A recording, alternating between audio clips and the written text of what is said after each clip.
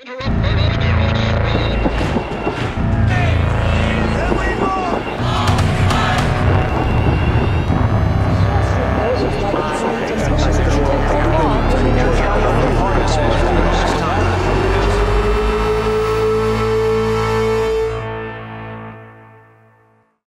guys, I'm Mnar Muhawesh. Tensions in the Holy Land could soon reach a breaking point if they haven't already. Unease dialed up when Israel started restricting Palestinian access to Al-Aqsa Mosque in Jerusalem just last month. And at the same time, Israel, which doesn't even actually control the compound, allowed Israeli settlers to storm the premises, knowing it would very well provoke relations with Palestinians as it has in the past. They left the mosque's carpet burned and the holy site in ruins, leading to clashes that have brought thousands of Muslim and Christian Palestinian activists from Jerusalem, Gaza, and the West Bank into the streets in protest. And some are even calling this the third intifada, or popular uprising, against Israeli occupation and apartheid. There were over 130 attacks committed by Israeli settlers against Palestinians, including children and teens, in just the first week of October. And at least 10 Israelis and 61 Palestinians were killed last month, and that number, unfortunately, continues to rise. One Eritrean immigrant was even lynched when Israeli settlers mistook him for a Palestinian. And now Amnesty International has called for an end to Israel's extrajudicial executions of Palestinians after several of the incidents were caught on camera, with victims ranging from unarmed teens to adults. While some Palestinian protesters have been armed with rocks or kitchen knives, witnesses and video evidence suggest Israeli soldiers have been planting knives at the scenes of some extrajudicial executions after the fact. That's right, folks. Shoot first, ask questions later, and even tamper with evidence. Where have we heard that one before? It didn't take long for Israeli Prime Minister Benjamin Netanyahu to do what he does best: divert attention away from the real issue at hand. He even went as far as to absolve Hitler for his crimes for the Holocaust, saying a Palestinian mufti gave Hitler the idea to target and kill Jews. I'm surprised he didn't say Iran convinced Hitler to commit those heinous crimes. Now, the media circus has been all over it, with talking heads and so-called experts debating Netanyahu's wild attempt to rewrite history endlessly on the air. Reputable historians say the claim is plainly absurd, and German Chancellor Angela Merkel confirmed that Germany is responsible for the Holocaust, not the indigenous people Bibi is occupying. Yet the damage was already done. Indeed, anytime pundits and so-called experts focus on these distractions, they ignore the larger context. But one Israeli, Miko Peled, has dedicated his life to exposing the root causes of these very tensions: Israeli colonialism, racism, ethnic cleansing, and occupation of Palestine. Miko is a peace activist, the son of an Israeli general, and author of The General's Son: Journey of an Israeli in Palestine. He joined me from Jerusalem to tell me about the latest on the ground and more about the Palestinian resistance movement that he travels there to join. Take a look. Thank you so much, Miko, for joining me today. I understand that you are in Jerusalem. Please tell me, if you can, to start off with, the latest on the ground in Palestine and Israel, what you've been seeing and what you specifically have been doing there. Well, I came here, I regularly come here to work, to protest, to meet people and so on. This time I also had a trial to go to for an arrest that was made at a protest in the village of Nabi Saleh about 3 years ago. And they finally got around to the actual court, and so I was here for that. And then on the ground, it's madness. Israel has opened or declared, I should say, war on Palestinian children. The number of Palestinian casualties, both deaths and injured, is just for this month is beyond belief. The cruelty with which Israeli vigilantes and soldiers and cops treat Palestinian children as though they're terrorists, shoot them in the street, arrest them, injure them. I mean, it's horrifying. And it's got the full support of the press, of the politicians. I was in Jerusalem today. I mean, I'm in Jerusalem, and I spend most of my time when I'm here in East Jerusalem and the blockades and the checkpoints. I mean, they've closed up or practically closed up entire neighborhoods, Palestinian neighborhoods within East Jerusalem, to make life even more difficult than it is normally. And everybody fears for their life. I mean, people are afraid for their life. The soldiers, the vigilantes are at loose. Shoot to kill regulations have been loosened considerably. People are encouraged to carry weapons. It's really very frightening and very dangerous. And amid all of this violence, what I think, has been most surprising to many around the world and has been denounced is Benjamin Netanyahu's recent statements, his really inflammatory statements that have tried to absolve Hitler's crimes and blame them on a single Palestinian mufti. What do you think is behind this, this really racist, xenophobic rhetoric? And how is this influencing the uptick in violence? Well, I think in and of itself, what Netanyahu says is of absolutely no importance, but he's very good at changing the subject, and he's very good at throwing smoke screens and smoke bombs, and that's what this is. Netanyahu is very smart. He's a war criminal and a brutal one at that, but he's no fool. He knew very well that this would capture the headlines all over the world.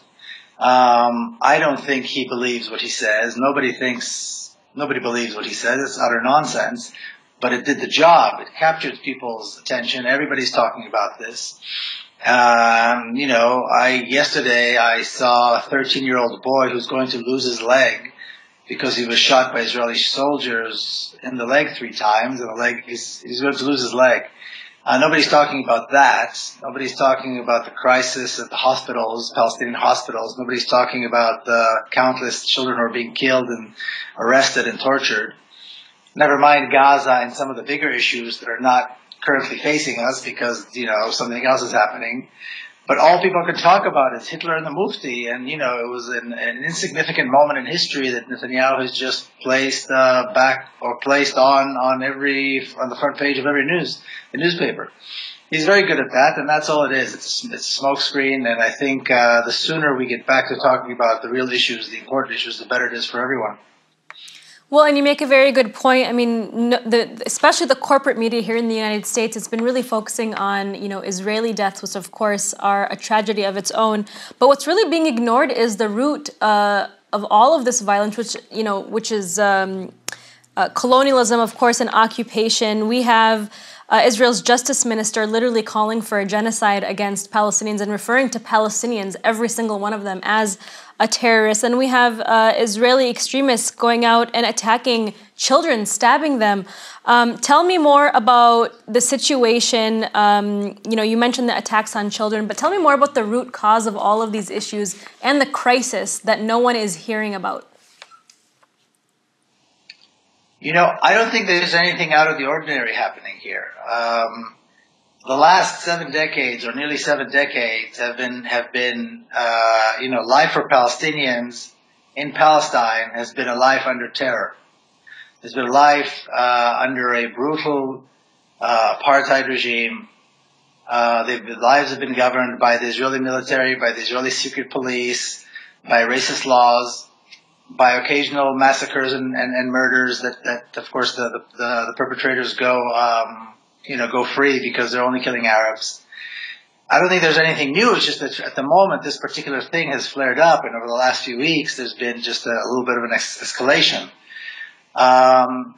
So this is the reality in Palestine. The root cause is the Zionist oppression and occupation of Palestine that's been going on for nearly 7 decades.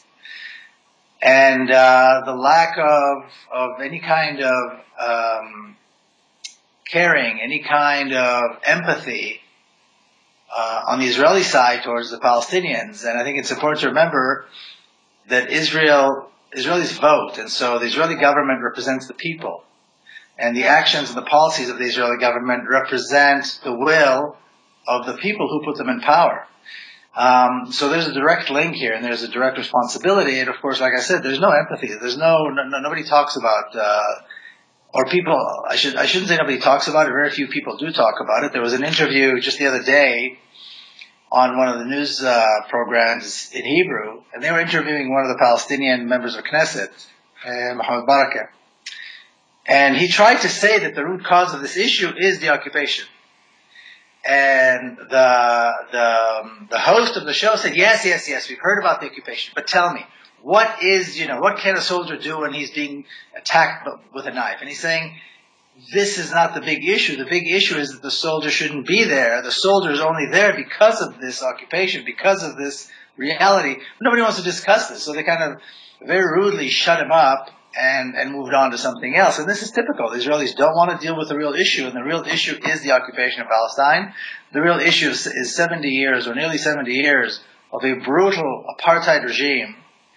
And nothing is going to change, nothing is going to end until everybody gets behind the banner of BDS and behind the banner of ending the Zionist regime in Palestine, supporting the Palestinian resistance completely and thoroughly, and stop with all this other nonsense trying to justify Israeli crimes with all kinds of mythology and all kinds of excuses.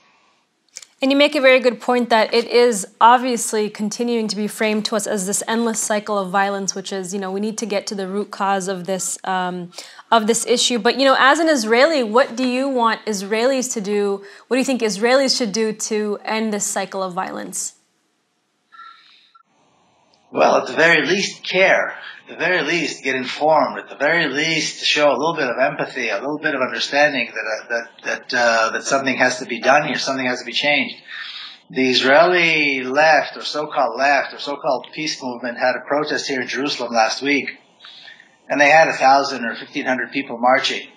And, the slogans are very nice, we refuse to be enemies, and the violence on all sides, and so on and so forth. And then they go on to say, 2 states for 2 people, 1967 borders, the 2-state solution. It may be a little bit naive to talk about ending the violence and let's all be friends and kumbaya right at this moment, but it's criminal to talk about the 2-state solution. It's criminal to talk about negotiations. It's criminal to talk about anything but a total boycott, applying sanctions, isolating Israel until this regime falls, until there's an end to this violence, and understanding full well that the criticism for the violence must come on the Israeli side. So Israelis are out there, some of these, well-meaning peaceniks, and all they can come up with is this idea of the so-called 2-state solution, which everybody knows is not a solution. Any solution that includes dialogue or discussions or debates or negotiations with the state of Israel is a pie-in-the-sky dream. It can never happen. Israel will never negotiate. Israel is not a negotiating partner, and Israel should be isolated, not talked with, not invited to the table. And it's interesting you say that, because that's how Palestinians are being treated at the negotiating table, the so-called negotiating table. What should Palestinians do then to resist the occupation? Because anytime they react, they're deemed as terrorists and they're demonized. In fact, they're sometimes just killed blatantly. What do you think they should do? Well, Palestinians are resisting. They've been resisting for 70 years. I think the Palestinian resistance is not only justified and legal, but I think now we're at a point in history where Palestinian resistance is gaining some ground and is getting some recognition, not fast enough and not widely enough. But I think we're at a point now where people talk about BDS and understand that it's a serious component of the resistance, that it's principled, that it's justified, that it's the right thing to do. This ridiculous trial in which I was a defendant,